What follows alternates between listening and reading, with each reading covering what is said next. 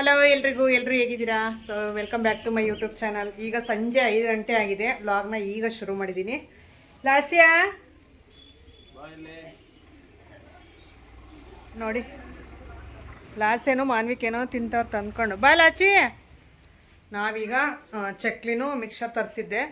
ನಮ್ಮ ಮನೆಯವ್ರ ಮನೇಲಿದ್ದರೆ ಅವ್ರಿಗೆ ತಿನ್ನೋಕ್ಕೆ ಅನಿಸುತ್ತೋ ಇಲ್ವೋ ಆಗಲಿ, ನನಗೆ ಮಾತ್ರ ಪಕ್ಕ ತಿನ್ನಬೇಕು ಅಂತ ಅನಿಸುತ್ತೆ. ಕತ್ಲು ಒಳಗಡೆ ಬಂದರೆ ಕರೆಂಟ್ ಹೋಯ್ತು. ಇಲ್ಲ ಚಿಕ್ಕದ ಕಿಟಕಿ ಐತೆ ನಮ್ಮ ಮನೇಲಿ, ಅಡುಗೆ ಮನೇಲಿ ಹಳೇದೇ ಹೇಳ್ರಿ ನಮ್ಮ ಮನೆ. ಸೊ ಅದನ್ನ ತೆಗೆದ್ರೆ ಹಂಗೆ ಬೆಳಕು ಬರುತ್ತೆ.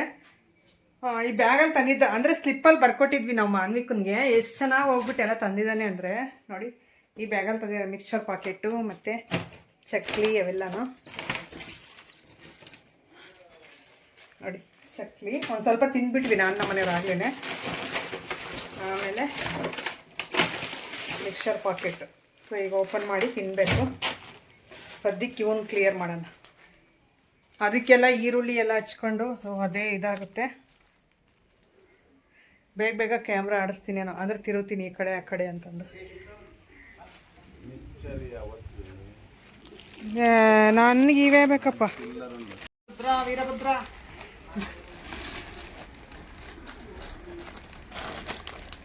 ಇದನ್ನೆಲ್ಲ ಈ ಮಾನ್ವಿಕೆಲ್ಲ ತಗೊಂಡೆಲ್ಲ ಕಟ್ ಮಾಡಿ ಇದನ್ನು ಸೀಜರ್ ಶಾರ್ಪ್ನೆಸ್ ಎಲ್ಲ ಹೊರಟೋಗೈತೆ. ಬಾ ಅಮ್ಮ ರಾಣಿ, ನೀನು ರಾಣಿ ಇದ್ದಂಗೆ ನೀನು ನಮ್ಮ ಮನೆಗೆ. ಈಗ ಹತ್ರ ಮಿಕ್ಸರ್ಗಿಂತ ಬರೀ ಕಾಳೆ ಜಾಸ್ತಿ ಇದೆ ನೋಡ್ರಿ. ಇವನ್ ಗಡ್ತಾ ಇದಾವೆ ಹೆಂಗೆ ತಿನ್ನೋಡು. ಬಾರೆ ಮನೆ ಕೊಳ ಬಯಸ್ಕೊಂಡು ಬಾ ಸ್ವಲ್ಪ ಮತ್ತೆ ಬರಲಿ. ಈರುಳ್ಳಿ ಕಟ್ ಮಾಡ್ಕೊಂಡ್ಲ ಮಾಡು ನೋಡಿ. ಹಿಂಗೆ ನಮ್ಮ ಮನೆಯವರು, ನಾನು ಹೇಳಿದ್ನಲ್ಲ ಆಗಲೇ, ನಮ್ಮ ಮನೆಯವ್ರ ಮನೇಲಿದ್ದರೆ ಅವರು ತಿನ್ನಬೇಕು ಅಂತಾರೆಲ್ಲ ಗೊತ್ತಿಲ್ಲ. ನನಗೆ ಮಾತ್ರ ಭಾಳ ಬೈಕಿಗಳು ಕೊಡಿಸ್ತಾರೆ ಅಂತ ನಮ್ಮ ಮನೆಯವ್ರು ಅಷ್ಟೇ. ಅವರಿಲ್ಲ ಅಂದರೆ ಸೈಲೆಂಟಾಗಿ ಏನೋ ಒಂದು ತಿಂದ್ಕೊಂಡು ಕೆಲಸ ಮಾಡ್ಕೊತ ಇರ್ತೀನಿ. ಈ ಕೈ ಇನ್ನೂ ನೋವಾಯ್ತೆ ನನಗೆ, ಕಟ್ ಮಾಡೋಕ್ಕೂ ಆಗಲ್ಲ ಹಂಗೈತೆ ತಿಂತ. ಏನೇ ಆಗಲಿ ಬೀಳೋದು ನೋವು ಮಾಡ್ಕೊಳ್ಳೋದ್ರೆ ಫಸ್ಟ್ ನಾನೇ. ನಮ್ಮ ಮನೆಗೆ ಇನ್ನೆಲ್ಲರೂ ನೆಕ್ಸ್ಟು. ನಿನ್ನ ಕೈಲಾಗಲ್ಲ. ಹಾಂ, ವೀಕ್ನೆಸ್ ಇದೆಯಾ? ಏನು ಮಾಡಬೇಕಪ್ಪ? ವೀಕ್ನೆಸ್ ಇರೋ ಹೆಣ್ತಿನ ಮಾಡ್ಕೊಂಡಿದೀಯಾ? ಅದಕ್ಕೆ ಹಿಂಗೆ ಕುತ್ಕೊಂಡ್ರು ನೋವೇ ಎದ್ರು ನೋವೇ. ಕುತ್ಕೊಂಡ್ರು ನೋವೇ ಎದ್ರು ನೋವೇ. ವೀಕ್ನೆಸ್ ಇದೀನಂತೆ ಪಾಪ. ಗಟ್ಟಿ ಮುಟ್ಟಾಗಿ ಗಂಡಳಿದ್ದಂಗಿರೋ ಹೆಣ್ಮಗಳು ಮಾಡ್ಕೋಬೇಕು ಬೇಡ ನೀನು. ಚೆನ್ನಾಗಿ ನಿನಗೂ ಮಾಡಿಕ್ಕರು. ನಿನ್ನ ಏನಾರು ಬಿದ್ದಿದ್ರೆ ನಿನ್ನೆ ಎತ್ಕೊಂಡು ಬರೋರು ಬೇಕಾದ್ರೆ. ನೀನು ಪಾಪ ಜೀವನನೇ ಕಳೆದ್ಬಿಟ್ಟೆ ನನ್ನ ಬೈಕಂತಾನೆ. ನಿನ್ನ ಕೈಲಾಗಲ್ಲ ಅಂತಂದು. ಏನು ಮಾಡೋದು ನನ್ನ ಪುಟಿ? ಅಲ್ಲ ಫ್ರೆಂಡ್ಸ್, ಏನಂತಾರೆ ಗೊತ್ತಾ ಇವರು? ನಾನು ಮದುವೆ ಆಗಿಲ್ಲ ಅಂದಿದ್ರೆ ಇವ್ರನ್ನ ಐಶ್ವರ್ಯ ಮದುವೆ ಆಗೋದಂತೆ. ನಾನೇ ತಂದಿದ್ದೆ. ಯಾಕೆ ಎಲ್ಲ ಸುಳ್ಳು ಹೇಳ್ತೀಯ? ನಿಜವಾಗ್ಲೂ ಹಾಗೆ ನೀನು ಮದುವೆ ಆಗಿಲ್ಲ ಅಂದಿದ್ರೆ ಸಾಕಾಗಿತ್ತು ಅಷ್ಟೇ. ಅಂಥ ಇದು ತರ್ತಿದ್ದೆ ಗೊತ್ತೇ ನಾನು ಅಂತಂದು ಹೇಳ್ತಾ ಇರ್ತಾರೆ. ನಾನು ಅಂದ್ಕೊಂತೀನಿ ನನ್ನ ಮಕ್ಕಳಿಗೆ ಹೇಳ್ದಂಗೆ ನನಗೂ ಹೇಳ್ತಾನೆ ಸುಳ್ಳು ಅಂತಂದು. ಹಿಂಗೆ ನೋಡಿ, ಮದುವೆ ಆದಮೇಲೆ ಇವಾಗ ನಾನು ಅನ್ಬೋದು, ಅಯ್ಯೋ ನಿನ್ನ ಮಾಡ್ಕೊಬಿಟ್ಟೆ ಇಲ್ಲ ಅಂದಿದ್ರೆ ಅಂತ. ನಾವು ಈಗ ಸಾಮಾನ್ಯವಾಗಿ ಎಲ್ಲ ಹೆಣ್ಮಕ್ಳು ಹೇಳ್ತಾ ಇರ್ತಾರಲ್ಲ, ಹಂಗೆ ಹೇಳ್ಬೋದಲ್ಲ. ನಾನು ಹೇಳಲ್ಲ, ಹಂಗೆ ಯಾವತ್ತೂ ಹೇಳಲ್ಲ. ಇವ್ರು ಮಾತ್ರ ನನ್ನ ರೇಂಜ್ ಹೆಂಗಿರೋದ ನಿನ್ನ ಮದುವೆ ಆಗಿಲ್ಲ ಅಂದಿದ್ರೆ. ಒಳ್ಳೊಳ್ಳೆ ಹೀರೋಯಿನ್ಸೇ ಬಂದಿರೋರಂತೆ ಅಪ್ಪನ ಮದುವೆ ಆಗತ್ತೆ. ರಾಜ್ಕುಮಾರನ್ ಹೇಳ್ಬೇಕು ಸುಳ್ಳು, ನಂಬೋ ಅಂತ ಸುಳ್ಳು ಹೇಳ್ಬೇಕು. ಇಂಥವಲ್ಲ.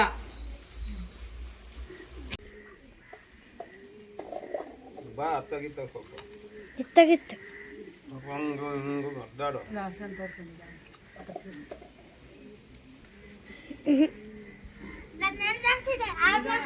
ಅಲ್ಲಾಡಿಸ್ಬಿಡಲಿ. ಬಾ, ಇದು ನಿಮ್ಮ ಮೆತ್ತಗಾಗ್ತವೆ. ಬರ್ತವಾಗ ಒಳ್ಳೆ ಬಟ್ಟೆ ಅಲ್ಲ ಐತೆ ನೋಡು. ನಾನೇ ಕಿಂತ ಒಳ್ಳೆ ಬಟ್ಟೆ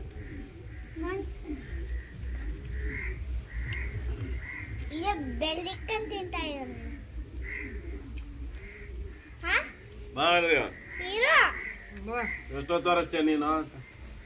ಬೇಗ ಬರ್ಬೇಕು. ನಿನ್ನ ಗಂಟೆ ಮಾಡ್ತೀಯ.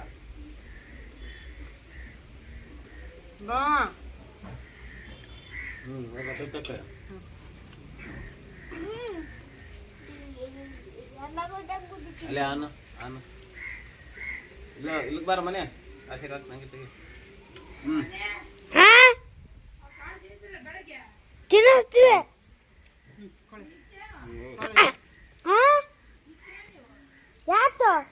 ಏಯ್ ನನ್ನ ಮಗನ ನಾನು ಅತ್ತಾಗ ತಿರುಗ್ತೇನೆ ಕ್ಯಾಮ್ರಾನ ಬಿಡು. ನಿಧಾನ ರೀ, ನೀ ತಾಳಿ ಕಟ್ಟಿರೋದು ಎಲ್ಲರಿಗೂ ಗೊತ್ತು, ಕಟ್ಗೆ ಕೊಡೆ ಅಂತೆ. ತಾಳಿ ಕಟ್ಟಿದ್ದೀರಾ ನೀವು, ನನಗೆ ಗೊತ್ತು ಗೊತ್ತು, ಎಲ್ಲರಿಗೂ ಗೊತ್ತು, ಕಟ್ಗೆ ಕೊಡೆ ಅಂತೆ. ಕಟ್ಗೆ ಎಲ್ಲ ಐತೆ ಅಲ್ಲೆಲ್ಲನ್ನ ನೋಡಪ್ಪ, ಇಲ್ಲೆಲ್ಲ ಐತೆ ಕಟ್ಗೆ, ಎಲ್ಲನ್ನ ಒಂದು ತಕ್ಕ ಅಂತೆ. ಜೋಟಿ ಹಾಂ, ಏ ರೋಜಮ್ಮ ಜೋಟಿ ಕೊಡೆ. ಇವ್ನು ನೋಡಿ, ಇವನು ಒಂದು ಬಕೆಟ್ ಹಾಲು ಕರ್ಕೊಂಡು ಹೊಲ್ಟ ಅವಾಗಲೇ. ಯಾತಂಬಲ್ಲಿ ಹೋಗ್ತಿದ್ದೀರಾ? ಹಾಂ,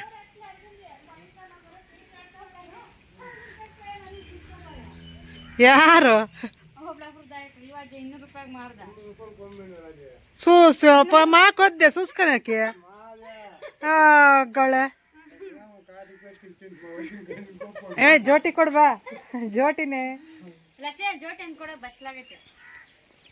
ಇವ್ಡು ಎಟ್ಲಪ್ಪ ಒಮ್ಮೆ ಉಮ್ಕೊಂಡು ಹಿಡ್ಕದಪ್ಪ ಜುಡು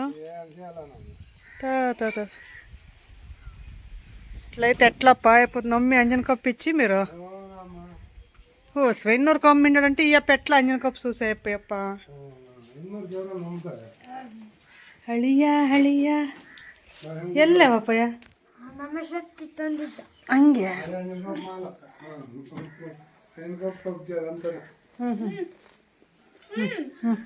ನೋಡಿ ಕೊಡು ಹೇಳಾಸ್ಯ ಕೊಡಲಿ ಒಳ್ಳೆ ದೊಡ್ಡವೆರಡು ಕೀಳಿ.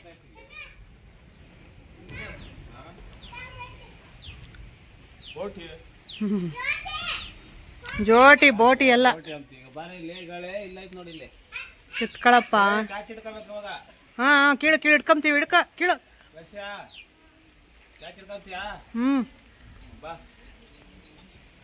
ಟೋಟಿ ಟೀಟಿ ಎಷ್ಟು ಚೆನ್ನಾಗಿದೆ ನೋಡ್ರಿ ಎಳ್ಳಿಕಾಯಿ. ಎರಡು ದೊಡ್ಡ ಎಳ್ಳಿಕಾಯಿ ಚಿತ್ರಾನ್ನ. ಚಿಕ್ಕ ಅಕ್ಕಿದು ಒಂದು ಪ್ಯಾಕೆಟ್ ಕೊಟ್ಟವ್ರು ನಮ್ಮಮ್ಮ ಅವ್ರ ಅಕ್ಕಿ. ಅದರಲ್ಲಿ ಚಿತ್ರಾನ್ನ ಮಾಡಿದ್ರೆ ಮಾತ್ರ ಒಂದು ತಟ್ಟೆ ತಿನ್ನೋರು 2 ತಟ್ಟೆ ತಿನ್ಬೋದು. ಇದನ್ನು ನೀಟಾಗಿ ತೊಳಿತೀನಿ, ಮೇಲ್ಗಡೆ ಧೂಳೆಲ್ಲ ಹಂಗೆ ಐತಲ್ಲ, ತೊಳೆದ್ಬಿಟ್ಟು ರಸ ತಗೊಂಡು ನೆಕ್ಸ್ಟ್ ಇನ್ನು ಇವ್ರಿಗೆ ಬಸ್ರಿ ಬೈಕೆ ನಮ್ಮ ಮನೆಯವ್ರಿಗೆ ಹೇಳಿದ್ನಲ್ಲ ನಾನು ತುಂಬ ವೀಡಿಯೋಸಲ್ಲಿ. ಮನೇಲಿದ್ದರೆ ಏನಾದರೂ ಒಂದು ಬೇಕು ತಿನ್ನೋಕ್ಕೆ, ಅದಕ್ಕೆ ಬಿಸಿ ಬಿಸಿ ಪಕೋಡ ಚಿತ್ರಾನ್ನ ಇವತ್ತು ಮಗನೇ. ನನ್ನ ಮಗ ಮಿಕ್ಸರ್ ತಿಂತಾವನೆ, ಯೂನಿಫಾರ್ಮ್ ಸಮೇತ ಚೇಂಜ್ ಮಾಡಿಲ್ಲ ಇನ್ನೂ. ತಿಂದು ಚೇಂಜ್ ಮಾಡಪ್ಪ. ಅಡುಗೆ ಮಾಡೋದೇನು ಶೂಟ್ ಮಾಡಲಿಲ್ಲ, ಯಾಕಂದರೆ ಕರೆಂಟ್ ಹೋಗಿತ್ತು. ಹಾಗಾಗಿ ನಾವು ಚಿತ್ರಾನ್ನ ಪಕೋಡ ಮಾಡ್ಕೊಂಡು ತಿಂದು ನೆಕ್ಸ್ಟ್ ಡೇ ನಾನು ಮಾರ್ನಿಂಗು 5 ಗಂಟೆಗೆ ಲಾಗ್ನ ಕಂಟಿನ್ಯೂ ಮಾಡ್ತಾಯಿದ್ದೀನಿ. ನೋಡಿ ಎದ್ಬಿಟ್ಟು ಈಗ ಒಂದು 4:45 5 ಗಂಟೆ ಹತ್ತತ್ರ ಆಗ್ತಾಯಿತ್ತು, ಆಗ ಲಾಗ್ನ ಶುರು ಮಾಡಿದೆ. ಸೊ ಇಲ್ಲಿಂದ ಇನ್ನು ನೆಕ್ಸ್ಟು ನಾವು ಈ ಕೆಲಸಗಳೆಲ್ಲ ಮುಗಿಸ್ಬಿಟ್ಟು ನಾನು ತುಮಕೂರು ಹೋಗಬೇಕು. ಅದಕ್ಕೋಸ್ಕರ ಇಲ್ಲಿಂದ ನಾನು ವೀಡಿಯೋನ ಶುರು ಮಾಡಿದೆ. ಕೆಲಸನೂ ಅಷ್ಟೇ, ನೀರು ಬಿಟ್ಟಿದ್ರು, ನೀರು ಇಟ್ಕೊಂಡು ಹಾಗೆ ಹೊರಗಡೆದೆಲ್ಲ ಕಸ ಹೊಡಿಯೋಣ ಅಂತಂದು ಈಚೆ ಕಡೆ ತೋರಿಸ್ತಾ ಇದ್ದೀನಿ. ನೋಡಿ ಎಷ್ಟು ಚೆನ್ನಾಗಿದೆ ಮನೆ ಮುಂದ್ಗಡೆ, ಅಂದರೆ ತುಂಬ ಪೀಸ್ಫುಲ್ಲಾಗಿರುತ್ತೆ. ನಮ್ಮ ಮನೆ ಮುಂದೆ ಎದ್ದಿದ ತಕ್ಷಣ ಅಂತೂ ನನಗೆ ತುಂಬ ಇಷ್ಟ ಆಗುವಂಥ ಇದಂದರೆ ಇಲ್ಲಿ ಹೊರಗಡೆ ನಿಂತ್ಕೊಂಡು ಇದೆಲ್ಲ ನೋಡುವಂಥದ್ದು. ಅದು ನಾನು ಮುಂಚೆಯಿಂದ ಅಭ್ಯಾಸ ಮಾಡ್ಕೊಂಡಿದ್ದೀನಿ. 5 ನಿಮಿಷ ಆದರೂ ಕೂತ್ಕೊಂಡು ಅಂದರೆ ನಿಂತ್ಕೊಂಡು ಈ ಕಡೆ ಎಲ್ಲ ಪ್ಲೇಸೆಲ್ಲ ನೋಡ್ತಾ ಇರ್ತೀನಿ. ಫುಲ್ಲು ಬೆಳಗಿನ ಜಾವ ಗಾಳಿ ಬರ್ತಾ ಇರುತ್ತೆ ತಣ್ಣಗೆ. ಇನ್ನೊಂದು ಪಕ್ಷಿಗಳೆಲ್ಲ ಓಡಾಡೋದು, ಕಿರ್ಚೋದೆಲ್ಲ, ಕೂಗೋದು ಶಬ್ದ ಕೇಳ್ತಾ ಇರ್ತಲ್ಲ, ಅದು ತುಂಬ ಚೆನ್ನಾಗಿ ಅನಿಸುತ್ತೆ ನನಗೆ.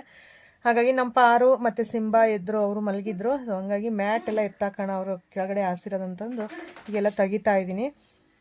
ಇದನ್ನೆಲ್ಲ ತೆಗ್ದಾಕಿ ಆಮೇಲೆ ನಾನು ಕಸ ಹೊಡೆದು ಹೊರಗಡೆದೆಲ್ಲ ನೀರು ಚೆಲ್ಲಿ ನೆಕ್ಸ್ಟ್ ಒಂದೊಂದೇ ಕೆಲಸ ಶುರು ಮಾಡ್ತಾ ಹೋಗ್ತೀನಿ. ನಾವು 9 ಗಂಟೆ ಅಷ್ಟರಲ್ಲಿ ಮನೆ ಬಿಡಬೇಕು. 8 ಗಂಟೆಗೆ ಅಂದ್ಕೊಂಡಿದ್ವಿ, ಆದರೆ 9 ಗಂಟೆ ಅಷ್ಟರಲ್ಲಿ ಬಿಡೋಣ ಅಂತ ಪ್ಲ್ಯಾನ್ ಮಾಡ್ಕೊಂಡಿದ್ದೀನಿ. ನಾನು ಇನ್ನೂ ಸ್ನಾನನೂ ಮಾಡಬೇಕು. ಹೋಗೋ ಅಷ್ಟರಲ್ಲಿ ಎಲ್ಲ ಕೆಲಸಗಳು ಮುಗಿಸಿ ಹೋಗಬೇಕು. ಯಾಕೆಂದರೆ ಎಲ್ಲಾದರೂ ಹೋದ್ರೂ ರಿಟರ್ನ್ ಬಂದು ನಾನೇ ಮಾಡ್ಕೋಬೇಕಲ್ವ ಕೆಲಸ. ಹಂಗಾಗಿ ಮನೆಯಲ್ಲಿ ಸ್ವಲ್ಪ ರಿಸ್ಕ್ ಅನಿಸುತ್ತೆ. ಬಂದಾಗ ಅಂದರೆ ಮನೆಯಲ್ಲಿದ್ದಾಗ ಮಾಡೋದು ಒಂದು ಲೆಕ್ಕ, ಆದರೆ ಔಟ್ಸೈಡ್ ಹೋಗಿ ಬಂದು ಮಾಡಬೇಕಂದ್ರೆ ಸ್ವಲ್ಪ ಬೋರ್ ಅನಿಸುತ್ತೆ. ಇನ್ನೊಂದು ಬಾಡಿ ಸ್ವಲ್ಪ ಪೇಯ್ನ್ ಇರುತ್ತಲ್ಲ, ಸೊ ನಾವು ಸುಮ್ಮನೆ ಓಡಾಡ್ಕೊಂಡು ಬಂದ್ರೂ ಸ್ವಲ್ಪ ಬಾಡಿ ಪೇನ್ಸ್ ಬರುತ್ತೆ. ಹಂಗಾಗಿ ನಾನು ಬಂದಿದ್ದ ತಕ್ಷಣ ಕೆಲಸ ಮಾಡೋಕ್ಕೆ ಇಷ್ಟ ಆಗಲ್ಲ ಮುಂಚೆಯಿಂದ, ಅದು ಹಂಗೆ ಅಭ್ಯಾಸ. ಹಾಗಾಗಿ ಹೋಗೋ ಅಷ್ಟರಲ್ಲೇ ಎಲ್ಲ ಕೆಲಸಗಳು ಮುಗಿಸಿ ಹೋಗ್ಬಿಡ್ತೀನಿ. ಈಗ ಕಸ ಎಲ್ಲ ಹೊಡಿತಾ ಇದ್ದೀನಿ. ಪಾತ್ರೆಗಳಿತ್ತು ಸ್ವಲ್ಪ, ಪಾತ್ರೆನೂ ತೊಳಿಬೇಕು. ಈ ಕಸ ಹೊಡೆದ್ಬಿಟ್ಟು ಹೊರಗಡೆದೆಲ್ಲ ನೀರು ಚೆಲ್ಲಿ ಚಿಕ್ಕದಾಗ ಒಂದು ರಂಗೋಲೆ ಬಿಡಿಸಿ ಆಮೇಲೆ ಪಾತ್ರೆಗಳೆಲ್ಲ ತೊಳೆದು ಮತ್ತೆ ನಾನು ಟೀ ಮಾಡ್ಕೊಂಡು ಕುಡಿದು ಮತ್ತೆ ಸ್ನಾನಕ್ಕೆ ಹೋಗಬೇಕು. ಸೊ ಇಷ್ಟು ಕೆಲಸ ನಾನು 8:30 9 ಗಂಟೆ ಅಷ್ಟರಲ್ಲಿ ಮುಗಿಸಿರ್ಬೇಕು. ಅಂದರೆ ನಾನು ರೆಡಿಯಾಗಿ ಸ್ನಾನ ಮಾಡ್ಕೊಂಡು ರೆಡಿ ಆಗಬೇಕು 9 ಗಂಟೆ ಅಷ್ಟರಲ್ಲಿ. ಸೊ ಅಷ್ಟರಲ್ಲಿ ನನ್ನ ತಮ್ಮನ ಹೆಂಡತಿಯಲ್ಲಿ ನೋಡ್ತಾ ಇರ್ಬೋದು ಮೂಲೆಯಲ್ಲಿ ಹಾಲು ಕರಿತಾವ್ರೆ ಅವರು. ಸೊ ನಾನು ಈಚೆ ಕಡೆದೆಲ್ಲ ಮೇಲ್ಗಡೆ 2 ಸ್ಟೆಪ್ಪು ಗುಡಿಸಿ ಈಗ ಹೊರಗಡೆ ಬಂದಿದ್ದೀನಿ ನೋಡಿ. ಇದನ್ನೆಲ್ಲ ಕಸ ಹೊಡೆದು ಒಂದು ಹತ್ರ ಗುಡ್ ನುಗ್ಗಿದ್ರೆ ನಮ್ಮಮ್ಮ ಎಲ್ಲ ಎತ್ತಾಕ್ಬಿಡುತ್ತೆ ತಿಪ್ಪೆಗೆ.